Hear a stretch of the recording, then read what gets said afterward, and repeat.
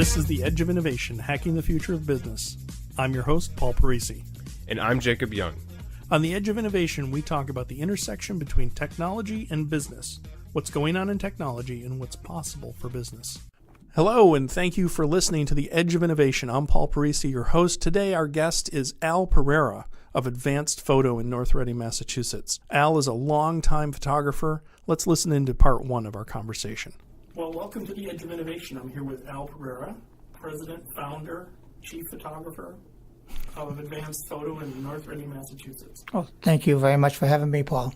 So, Al, we've known each other for a long time, and I've been following your career as a photographer, and I thought it'd be interesting for our listeners to talk with somebody that is really good behind the camera. Thanks for the compliment. Well, we'll see if we can find somebody after this. There you go. So what made you pick up a camera? Well, it's kind of a funny story. I was kind of laid up from work for a while due to an injury, and I got bored and I bought a camera. Not even a week later, I was driving down the street and there was a fire, and it happened to be in Malden. And I took pictures, and I actually had a black and white darkroom that I had started in my basement a couple of days after I bought it. So it was actually about a week after I bought the camera. I had a black and white darkroom, had somebody show me how to process the film. Anyway, I processed the film and I printed a couple of pictures, showed them to a couple of friends, and said, "You should have taken that to the paper." I said, "Okay, maybe next time." And then, lo and behold, something else happens. I get it, and I sold it to the paper, and here I am 35 years later. Wow. So what is it? It's 2017, so that would be about 83? Yeah, a little before 83, yeah. So what in the world made you think, okay, I'm going to get a camera? I've always been the photographer in the house, and the Polaroid instant cameras that we had, and the little point and shoots. Mm-hmm. So everybody else would always cut everybody's head off, and I always tended to do it the right way. Right. So, and I've always kind of been interested in the cameras and taking pictures. So I've always been one for capturing that moment because it's all about family, and back then it was about family, and it should be all today, sure. Too. Okay, so it's 1982, 83, and you're going to go out and buy a camera. What did you buy? A Yashica FX3. Wow. Believe it or not. Now, whenever you talk to photographers, just so you know, so if you're out there listening and you talk to a photographer, they know their equipment. You'll always remember your first camera, and so it was a Yashica FX3. FX3. Yeah. Did you buy a lot of lenses, or just the one that came with it? I bought two lenses, a zoom and a regular 50 millimeter. Wow. So you were like, all right, I'm going to go and become a photographer. Yep. And at least a hobby, right? Well, I intended it to be a hobby, right. But then after that first print that got published, I had the bug, and that basically what I ended up doing was getting a scanner and putting it in my car. I had a portable scanner, police scanner. Not a photo scanner. Right, no, and we didn't have them back then. I was just like, wow, that was early for a scanner. Okay, go ahead. Yeah, and I'd go to sleep with it on. Something would happen, and I'd get up 3 o'clock in the morning, 4 o'clock in the morning, and I'd get there and bad accident or a fire or something, and the next day I'd have it, the film processed and prints, and I'd take it down to the local paper. Wow. So you were, I think the technical term was a stringer. Well, I was a freelance photographer, okay. Yeah. The stringer came later on when I actually got picked up by United Press International. Okay, so now you're doing this. How many years were you doing it before you started, so you were freelance? Then you got picked up by UPI, and was there something between those? I was freelancing for a bunch of local papers. I actually expanded. I did the Somerville Journal, Medford This Week, what else? Cambridge paper. And at times, depending on what I covered, the Globe and the Herald would buy my stuff. Right. UPI picked me up after an incident in Melrose where there was a drowning of a young child that he fell through the ice. And I happened to get there as they were bringing out 2 of the 4, and then they were looking for another one that actually ran home, and they didn't know there was someone else in there. And then they basically said, let's put the boat in, and they found him like about 2 minutes later, and I captured everything from them putting the boat in to finding him, putting him in the boat, and doing the CPR, the whole bit. And I happened to just take my film. I didn't even process it. I took it down to the Herald, and I believe, if I remember correctly, the Globe.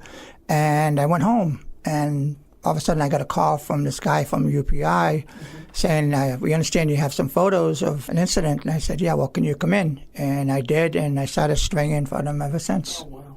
Yeah, and it was interesting because I felt like I was going to college, but not going to college. I was getting the hands-on experience. I mean, I covered presidential races, Jackson Mondale races, and for president. I covered movie stars going to the Hasty Pudding, Sean Connery, Joan Rivers. I had spectacular photos of that. I covered the Celtics, the Bruins, the Red Sox, the Patriots. Every sporting event in Boston I did. It was a lot of fun. So now you did that for how long? Well, you probably still do it occasionally, but when that was the main bread and butter of your business. Right. I mean, I was actually working a lot of hours for UPI, which I didn't mind because I was learning the trade. And like I said, it was like going to college, but I was actually doing the actual work without the books. And I did it to 86 when I got picked up by the Eagle Tribune. Okay. What happened was I put in an application and they called me in for an interview.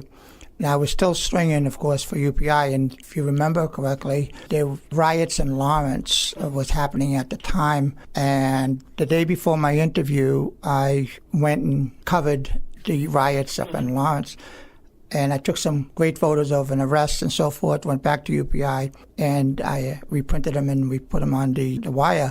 But the Eagle Tribune was not a customer of UPI. But I had inserted a bunch of those photos that were used, took it with me to the interview along with my other pictures in my portfolio. The gentleman that interviewed me noticed the photos, didn't recognize where they were, and they said, "You mind if we use them?" I said, "Absolutely not." And the next day I was hired. Wow. Yeah. And so you went from being injured, thinking about photography, buying a camera, starting to set up a darkroom. Yep. I mean, it's just such a different world. I mean, because now everybody's got a darkroom in their computer. Right, and that is today's darkroom, which is a lot more. It's harder now, to be honest with you. But I'm just saying that you had to go out and buy chemicals. You Right. had to buy an enlarger. You had to buy the trays. You had to learn all about it and to get a dark room. Yep. So you were really committed to it. So it's sort of, I mean, back in those days, it was a commitment. You really became a photographer, and you sort of learned all these different things. Cybersecurity is critical for today's businesses. Savior Labs is a Boston cybersecurity firm that cares for your business and your team. We solve problems so you can focus on what you do best. Just follow the link in the show notes and enter code SECURITY for more information.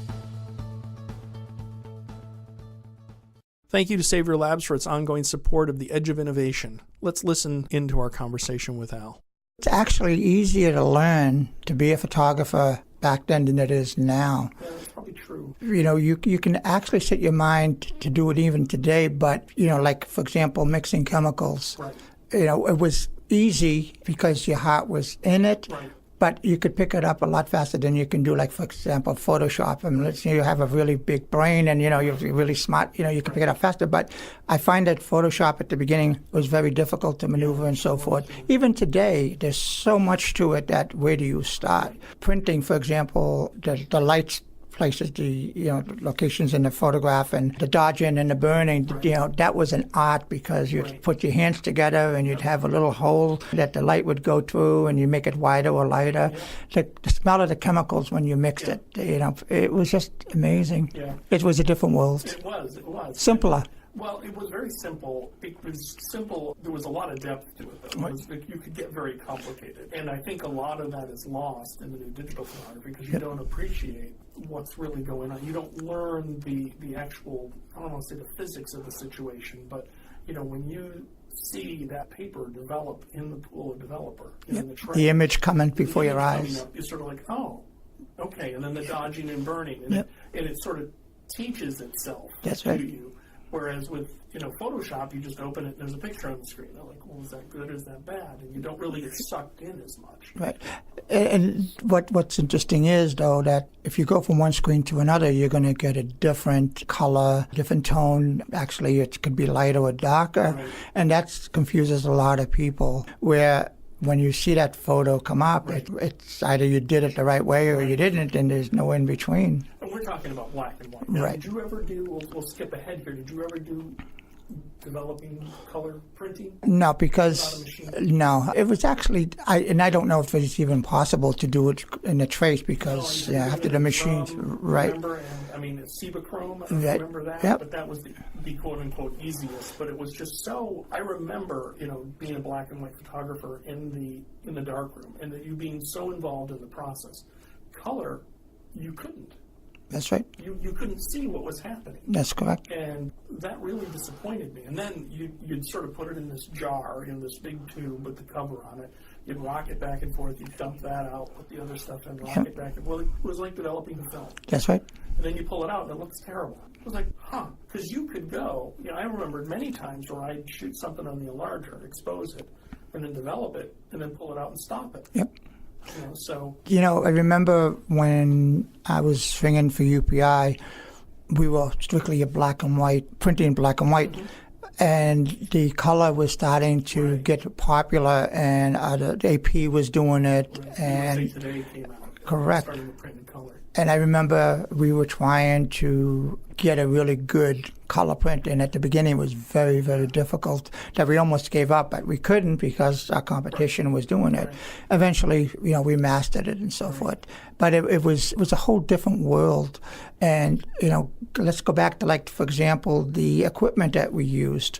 It was the manual focus lenses. There were no autofocus lenses. I had a very hard time giving up my manual focus. Right. It took me a while to get Have used to you it. given it up? Yeah, I had no choice. Well, it does work really well. It does, but it takes a little longer to focus where, you go to a wedding now, you tend to want to do the job quickly. Right. And today's equipment is fantastic. Right. So your UPI, you go to the Lawrence Eagle Tribune. Yep. And then what? What was the next step in your career? Well, while I was stringing at UPI, I was also doing weddings. I actually hooked up with a photographer out of Medford called Joe Car Photography. And he and I ran into each other when I was on assignment for a local newspaper. And he said, I need help, so could you come over? So I did. He interviewed me, and he sort of basically hired me on a freelance basis. But he was willing to train me as a wedding photographer, a studio photographer. And that's where I learned how to be a really good wedding photographer and portrait photographer.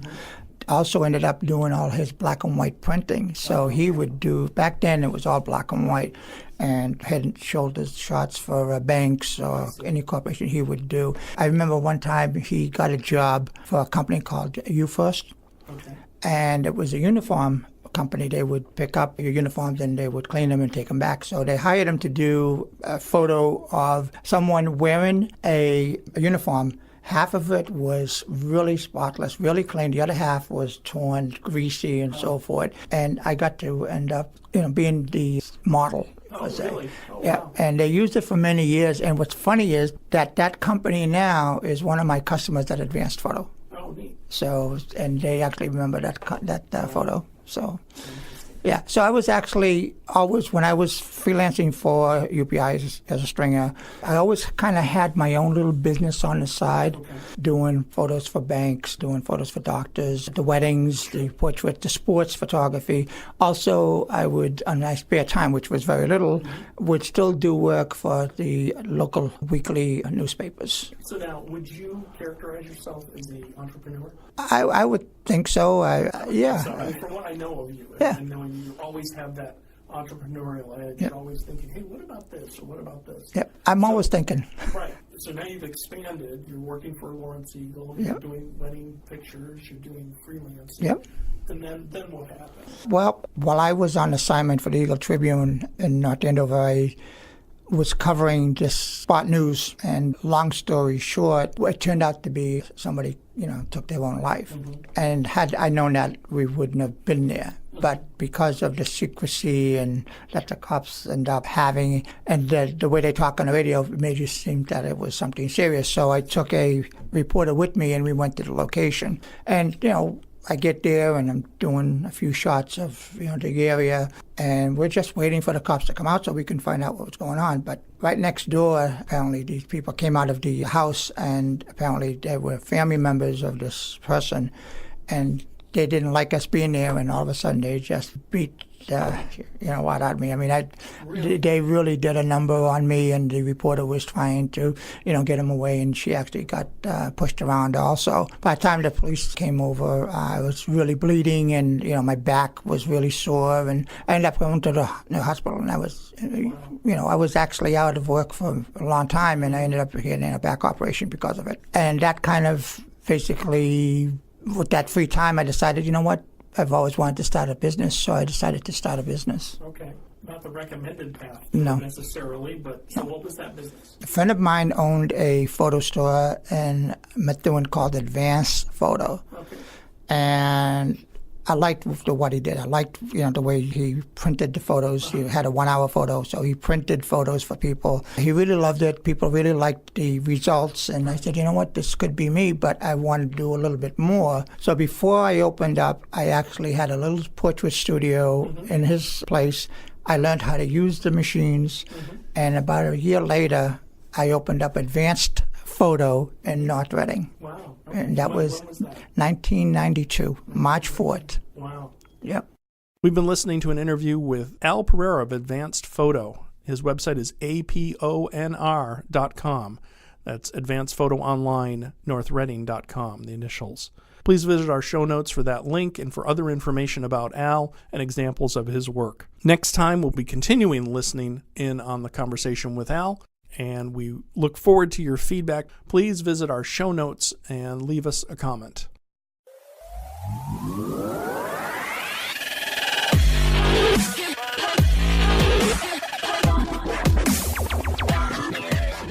The Edge of Innovation is brought to you in partnership with Savior Labs.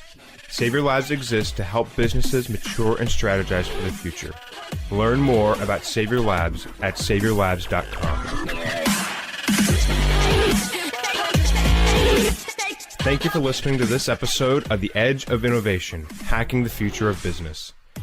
For the show notes and more information about Paul, please visit paulparisi.com. The Edge of Innovation is produced by Jacob Young in conjunction with copious amounts of coffee. Music on today's episode was from bensound.com. Paul can be found on Twitter at pdparisi and on LinkedIn at linkedin.com/pdparisi. This episode, like all our episodes, is transcribed and available at paulparisi.com. Thanks for listening, and we'll see you next week.